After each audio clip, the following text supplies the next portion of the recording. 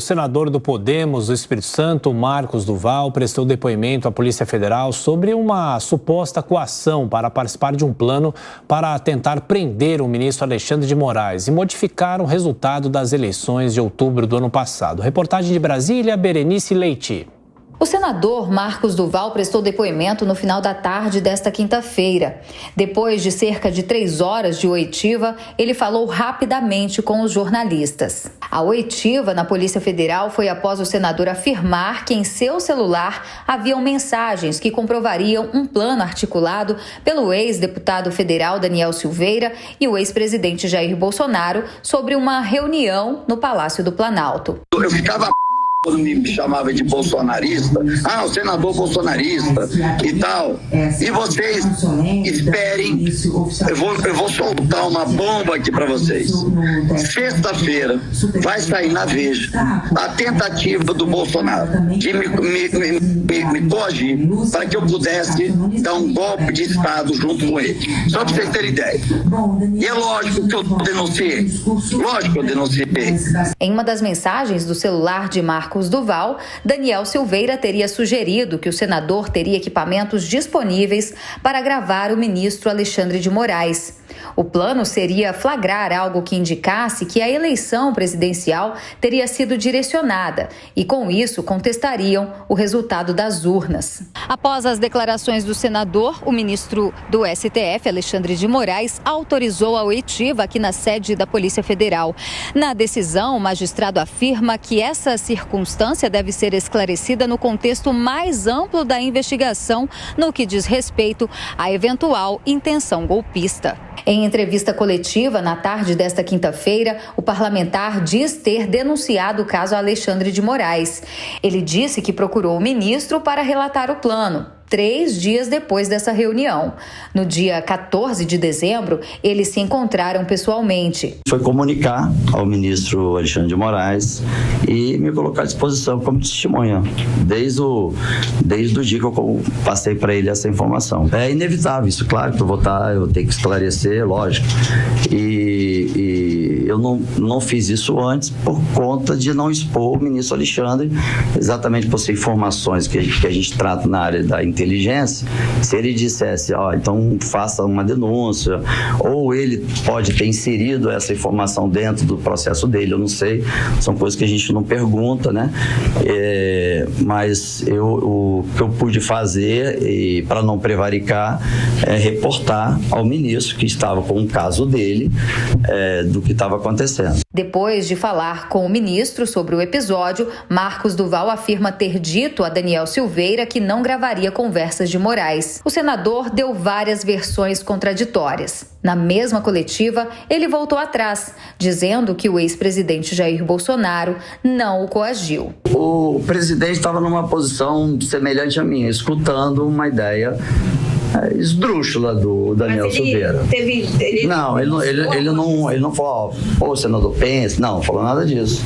Por isso que quando sai na imprensa que ele me coagiu, isso não confere. O ex-presidente Jair Bolsonaro conversou com aliados mais próximos sobre a denúncia e confirmou a segunda versão dada por Marcos Duval, de que ficou em silêncio durante a reunião e que Daniel Silveira estava descontrolado e que a ideia era coisa de maluco. O depoimento de Marcos Duval será anexado ao mesmo inquérito que investiga a minuta encontrada durante a operação da Polícia Federal na casa de Anderson Torres.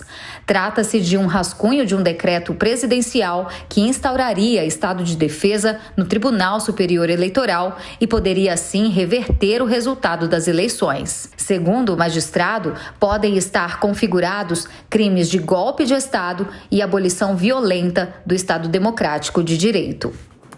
Bom, aqui conosco a Amanda Klein. Amanda, bem-vinda. O senador teve algumas contradições ontem durante o dia, num dia muito explosivo, né? Mas de que forma essa denúncia pode seguir e deve ser analisada? Tiago, bom dia. Adriana, bom dia à nossa audiência. em várias frentes, Thiago, porque parece que quem falava isso era o finado ministro do Supremo Tribunal Federal, Teori Zavascki, que quando você vai tirando uma pena, você arranca, chega a galinha toda.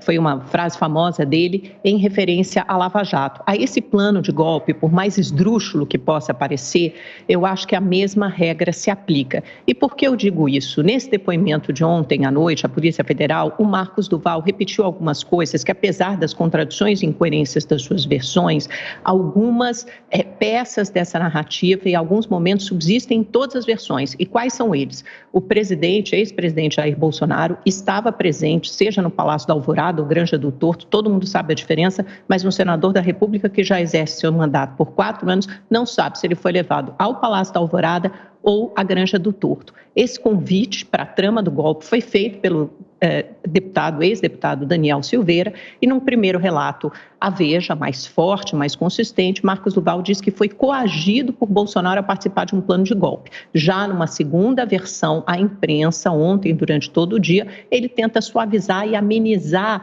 as tintas dessa versão, primeira versão muito forte, e diz que Bolsonaro apenas ouviu.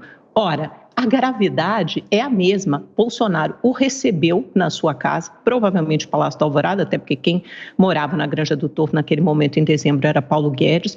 Ouviu durante 40 minutos ou 1 hora, segundo relatos do senador, toda essa trama golpista e não esboçou nenhum tipo de contrariedade ou reação. Se ele é o presidente da República, em pleno exercício de seu cargo e das suas funções, ele tinha que ter denunciado. É, no mínimo, no contexto mais leve, crime de prevaricação. Mas parece que é outra coisa. O que Marcos du Val informou ontem à Polícia Federal também, eu vou até citar as aspas aqui do depoimento, o Daniel Silveira fez a proposta para que Marcos du Val conduzisse a conversa com Alexandre de Moraes na tentativa de induzi-lo a falar algo no sentido de ultrapassar as 4 linhas da Constituição. E esse ponto é muito importante, teria um carro com os equipamentos para fazer a captação do áudio e gravação.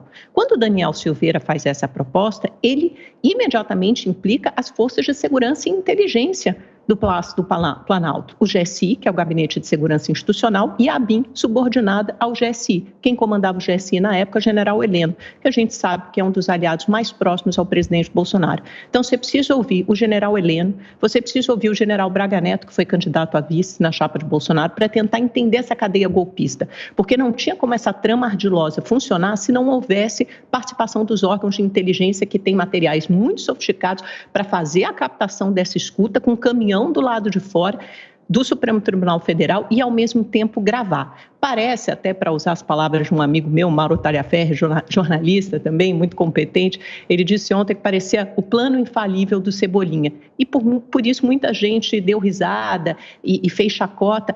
Mas não é possível fazer chacota, porque por mais esdrúxula que possa parecer essa trama de golpe, ela de fato existiu. Tanto existiu que desencadeou os atos que vimos em 8 de janeiro, a invasão das sedes dos 3 poderes, Congresso, Legislativo, o Poder Judiciário e o Poder Executivo. E provavelmente teve anuência e conivência das forças de segurança, porque a gente não viu o Exército agir no dia 8 de janeiro, a gente não viu o Batalhão da Guarda Presidencial, o Comando Militar do Planalto. Não, pelo contrário, eles entraram em conflito com a PM do Distrito Federal quando quiseram desmontar e desmobilizar aqueles acampamentos que subsistiram durante mais de 2 meses, desde as eleições de outubro. O Exército nunca desmontou aqueles acampamentos. Precisa ficar claro a importância e o papel de cada uma dessas figuras. Para somar, ainda tivemos ontem os depoimentos de Anderson Torres, que foi ex-ministro da Justiça, também muito próximo a Bolsonaro, tanto é que estava nos Estados Unidos quando o golpe de 8 de janeiro, a tentativa frustrada, aconteceu,